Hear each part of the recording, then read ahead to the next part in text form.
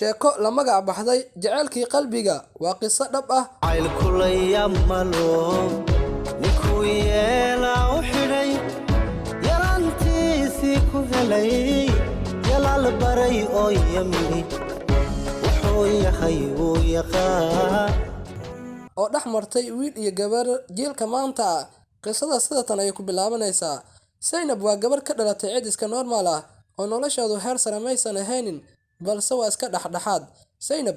waxay aadaa iskuul maalmaha kamida waxay iskuulka isku arkeen wiil lagu magacaabo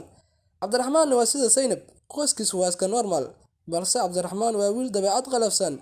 inkastoo iska dabeecad bedelan yahay haddana gabadhan markii uu la kulmo uu isbedelaa waliba si cajiib ayuu isku bedelaa hase ahaatee dareen dhaqsi ah ayaa qaaday wiilka balse gabadha waxaasi uma muuqdaan waayo waa gabar ku adag dhanka waxbarashada hase yeeshee Cabdiraxmaan ayaa ku fikiray inuu gabadhan la haasaabo wuxuuna raajay in muddo inuu ku hadal darsado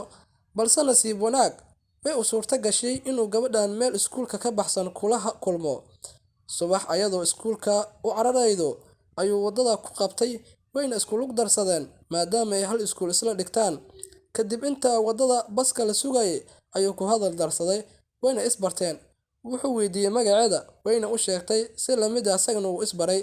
isbarasho kadib telefoon ayaa la kala qortay markii sheekadu halkaa maraydo